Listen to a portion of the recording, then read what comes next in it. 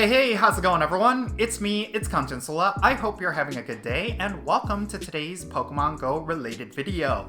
Okay, so today I'm not necessarily going to be talking directly about Pokemon Go, but I am going to be talking about an upcoming game that Niantic has been pushing really hard lately, and that is of course Peridot. Now, this game is going to be Niantic's first game with an original IP outside of Ingress, and I really do think there's a lot of potential with this game, but unfortunately because of a lot of the negative sentiments that Niantic is currently facing as a result of Pokemon Go, I do think this game is set up for failure. I'm going to be talking about all of this in today's video, so let's roll the intro and get right into it.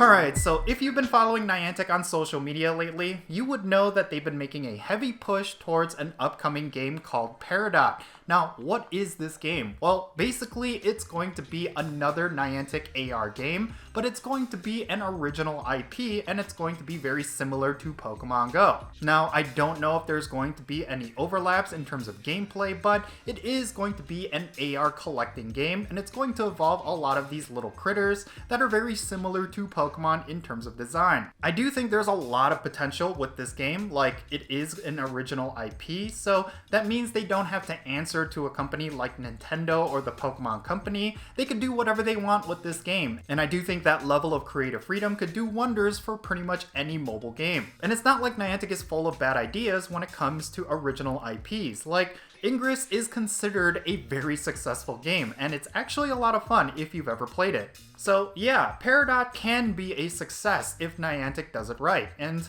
I really do think that when it comes to this game, there are reasons to be excited about it. I mean, it does look like it's going to be a ripoff of Pokemon Go of sorts. Like, there are certain creature designs that are very reminiscent of Pokemon, but I really do think that because this is something that Niantic can work on freely, there is a lot of things that they could do that will make it unique compared to Pokemon Go. But yeah, now that I got some of the positive thoughts out of the way, let's talk about the negative thoughts, because I really do think when it comes to Peridot, Niantic is kind of setting it up for failure right now because of how they've been reacting to the Pokemon Go community. What do I mean by that? Well, first and foremost, we are in the midst of the Hear Us Niantic movement. This is of course because of the remote raid pass changes that Pokemon Go players have had to face.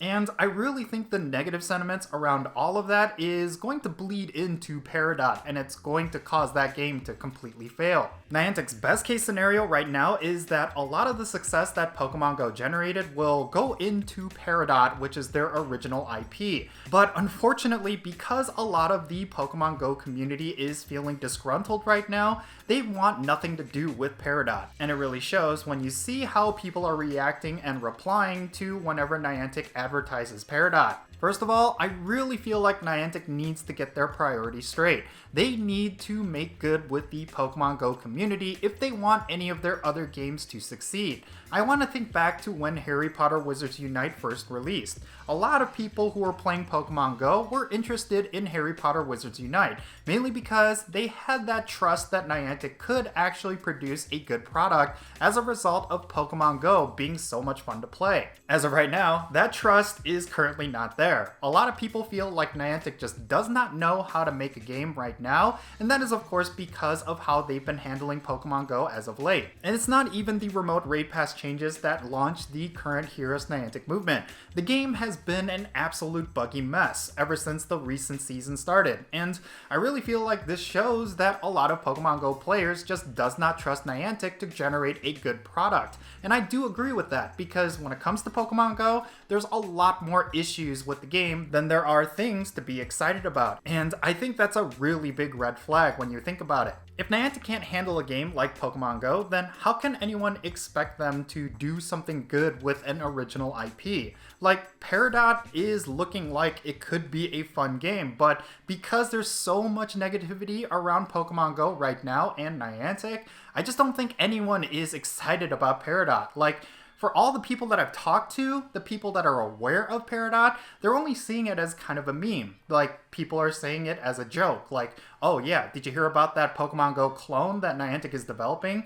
Like, I don't think anyone's excited about this game, and that's a really bad sign. So yeah, like I said, Niantic needs to make good with the Pokemon Go community first. And then next, they need to prove themselves as a capable game studio, because as of right now, the technical issues are a massive problem, and just in general, Pokemon Go has been pretty stale for the last couple of years. Ultimately, what drives people to play these games is the fun factor, and with Pokemon Go, aside from certain in-person events, there just hasn't been anything mind-blowing that they've released over the past few years, and I think that's a really bad thing.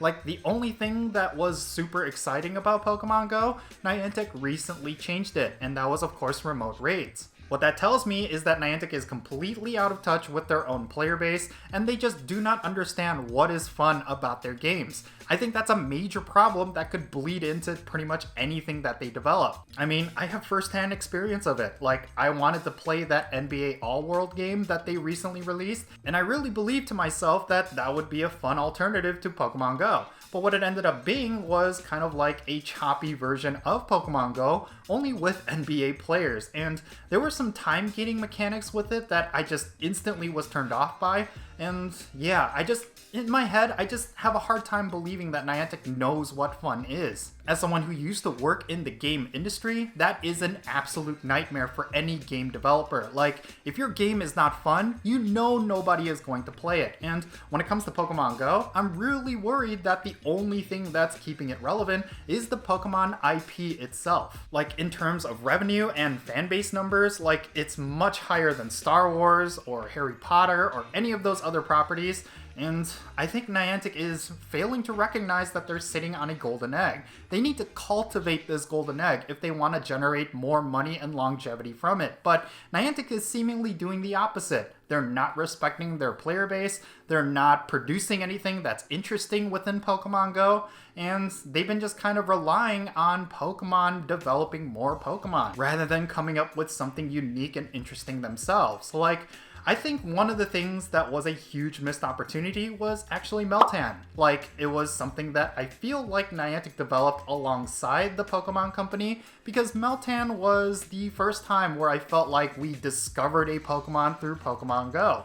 And they could have done that constantly. Like, I don't know why with every new Pokemon release, they have a special Pokemon that's specifically tied to Pokemon Go. Like, that would have been really cool if they worked closely with the Pokemon Company like that. But instead, they just kind of sit back and wait for the Pokemon Company to release Pokemon. And then they just kind of ride on that coattails. And they haven't even been doing a good job of that. Like, how long has it been since we've had Legends Arceus and we still don't even have all of the Hisuian Pokemon in Pokemon Go? Like, that alone seems a little ridiculous. And Pokemon Scarlet and Violet are starting to fade in the public consciousness. And eventually, we're going to be seeing the next generation of Pokemon. And we still haven't seen any Paldean versions of any of the original Pokemon. And I think that's super concerning. Like, it really feels like Niantic is not putting a lot of effort into Pokemon Go, at least as much as they used to. So yeah, hopefully we'll see some positive changes within Niantic, and maybe Peridot is actually going to be a good game. I'm not going to come out and just say that you should not play Peridot. I think it might actually be worth a try just to see if Niantic is capable of making a good game. But at the same time, I really cannot get excited about Peridot right now, and that is of course because of all of the problems that Pokemon Go is currently facing. So yeah, these are just my thoughts regarding everything going on right now regarding Peridot and Pokemon Go, but I would love to know your thoughts in the comment section down below. What are you thinking about Peridot, and do you think it could actually be successful? Let me know those thoughts down below, and let's have a great discussion.